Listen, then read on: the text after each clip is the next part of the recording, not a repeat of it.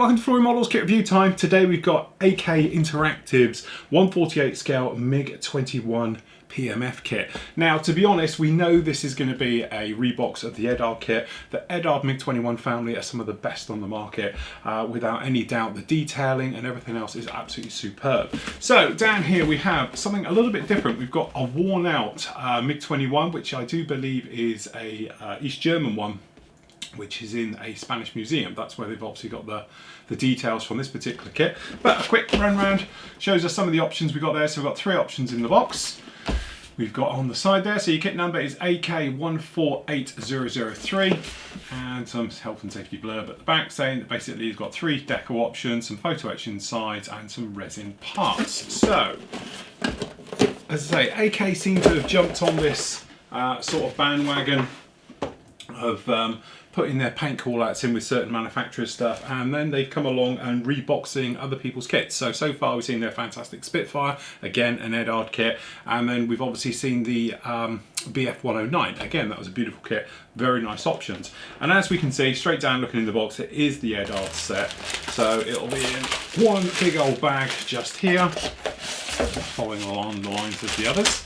Okay, so down in here, if we start in the instructions, if we just move the camera out just a little bit, there we go, get them all in. So usual thing we can sort of expect. At the front here we've got the colour callouts, obviously in AK, a little bit annoying, but it's what we seem to expect. Lots of blue saying about obviously parts not used, but don't forget Edard's MIG family is extensive. Okay, they cover basically all the ones, so a lot of these tend to be generic sprues. So straightforward, off into the cockpit area.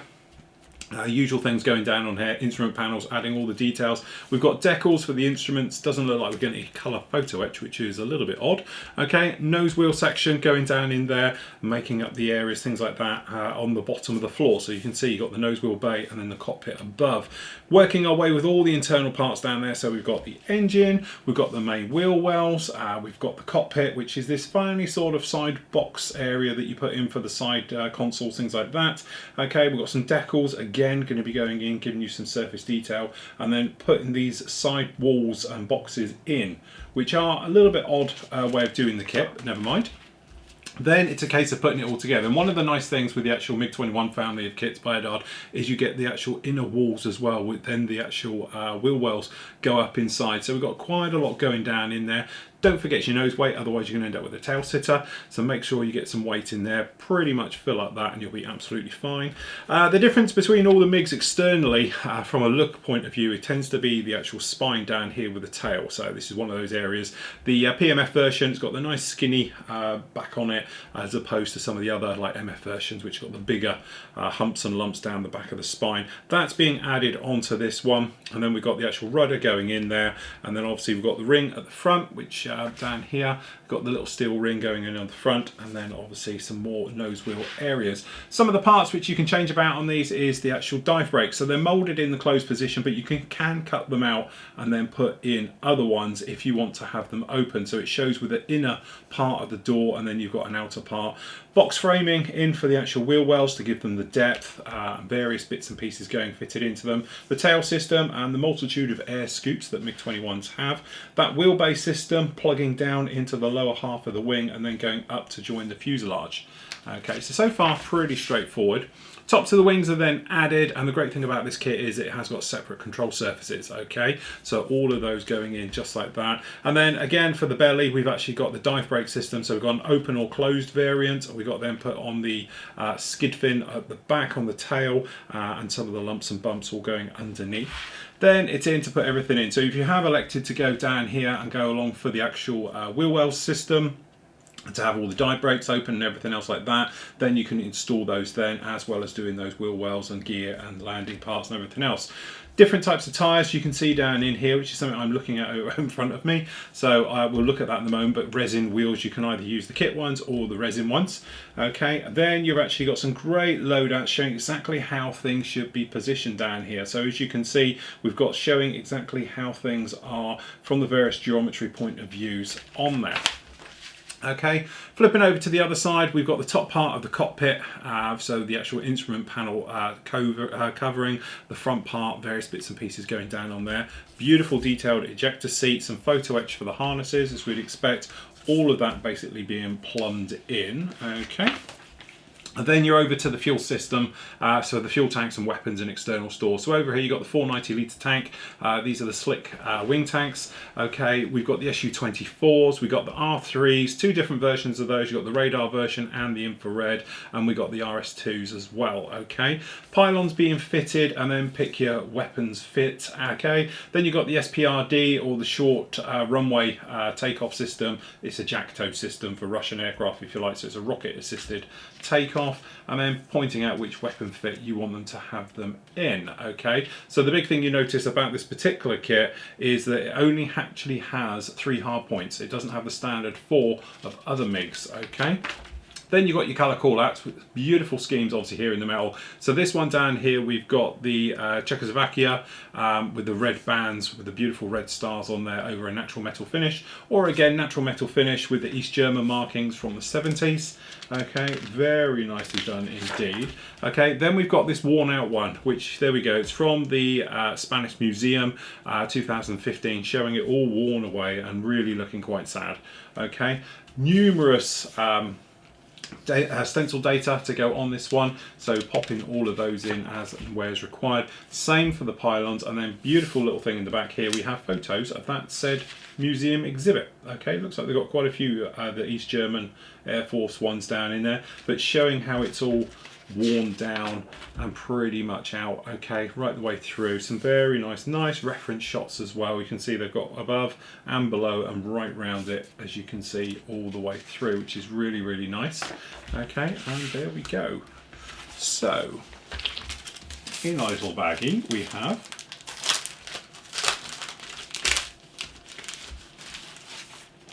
right, okay, so first of all we have the decals. So if I just bring you down a little bit closer.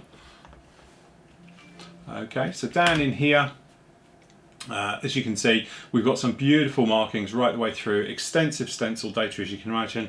We've got the red stars, but the one thing you do notice, as you can see, is the faded out markings right the way across here. So the great thing is, if you wanted to do it as in worn out, or we could do it in your standard type of way. So you've got number 22 and 26 worn out, or you've got them in the full. The same with the markings, as you say, you've got the sort of East German markings down there, all completely faded out, okay, right the way through. So that's a very nice touch. We've got very limited photo etch, i.e. just some harnesses. So nothing really to speak of that. This is quite odd. We've got flat tyres, and when we say flat, we mean completely flat and deflated. So these aren't just bad mouldings, these are actually squashed flat how they would be. Okay, including the nose wheel and the main gear. That's what your option was if you wanted to do it as the museum exhibit. Personally, I think I'd prefer just some normal resin wheels, would have been nice, thanks. And I could have flattened them myself, but there we go. Okay, so the kit itself. Now, as I said, this is pretty much just standard Edard kit. So we have reviewed it before on Flory models, but we'll have a quick look through. Okay, the reason I know it is what it is purely because of this. Because they do generic kits, you've got generic system down here for the clear parts. So actually what we're looking at is 3 canopies, 2 front windshields, okay, and we've got the actual parts down in here for the different types of cockpit instrument panels, okay, all in the clear sprues. They're all very nice, but again, I just don't like the way they're chucked in a bag. You might see the bag is scratched to hell. That's where it's been rubbing and maneuvering around and all the rest of it. It's something I don't like to see. So, kit itself. If we run around on this quite closely, we can actually see. So hopefully you can see, usual thing with these kits, beautiful engraved details. This is what makes these MiG-21s the finest kits out there on the market, in my opinion, because they are really that good. Some of the other details, say the instrument covers, speed brakes, pylons. We've got weapons fit down in here. This is the internals for the actual front end speed brakes, and this is the tail one. So we say we've got the open and closed. But generally you can see the level of detail on these is exceptionally good. There's nothing really to speak about on the inside, purely because obviously we've got all the internals going extra, but you say very nice. Even the inside of the mold is extremely nice, so that's very nice. Okay, so this sprue is pretty much specific to this version, because down here, as you can see the tail, and again, if I try and catch it in the light to show, there we go, you can see that beautiful detail all over that tail, just like that. Very nicely done all the way through here. And generally looking across, you can see we've got the gun pod down here, which I don't think we're using this particular variant. We've got the pitot tube and all the fine details throughout the middle. We've got the some of the more instrument panels down there if you didn't want to go down the clear route. But all these different parts are beautifully done, very, very nicely done indeed. So that's actually really quite something. Okay, next panel, we've actually got, as you can see, another very nice panel, pretty much chocker with everything as you can expect. So down here, starting at the top, we've actually got some of the details. We've got that nose ring, going to be a little bit of a pain to get out there, but you can see some of the details from the inside. We've got panels, doors, some of the smaller parts. And as we make our way over to the other side, as you can see, more bulkheads, internals for the main gear door, that first stage compressor for the engine, and some more of the smaller parts. And then over on this side, as we can see, we've got some more of the instrument panel sides for the consoles on the sides, some more bulkheads, and that's the floor. Okay, and then down on the other side of that, as you can see, you've got some more details for the internal wheel well. And then on the other side, over here, we've got the nozzle down for the back for the engine, main gear doors, the internals for the main gear wheelbase down in there, and some other parts. Now the great thing with these two, as you can see, these are down in the engines. Unfortunately, you're not going to really see them, but you can notice there's no ejector pin mark inside. So for once where you're not really going to need to clean them out, it's beautifully done, very nicely done indeed. On to the next sprue. Again, if we look at it in quarters, probably easier. We can see we've got all the actual main gear and nose wheel doors, various things, the activators, all the parts down here for the gear, a longer pitot tube. So obviously, as we were saying, check your variants to make sure you get the right one all the way through. And again, all these tiny little activators, little bottles, beautifully done, very, very crisp. Okay, and then on the other side we've actually got the gear doors, some more of these activators for the flap units, little strakes, things like that all the way through. Okay, and then moving on down, beautifully done, bit of a pain to get out I would have thought, but we got down here, I presume is a compressor area for the actual engine, some parts for the seats as we can see down here, beautifully moulded in, various things down here, the actual engine nozzle itself, all those parts down here, and then up to the other end we've got the nose cone with the radar, some more areas, main gear, the actual tyres themselves, the main gear themselves, the head box, various things.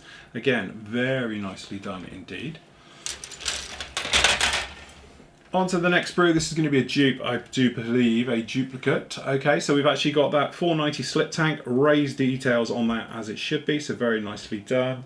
The R3s, and then we've got the infrared missiles as well. This is a generic weapons fit down here, so we've got various bombs. We've also got, walking along here, the other ones down there, and we've got a larger slip tank for the belly. I don't think this particular version carries that one. This is the rocket assisted takeoff packs, that's those down there, and again more pylons and another slip tank. So that is a duplicate, so we're not worried about that one. And then we're left with the wing section.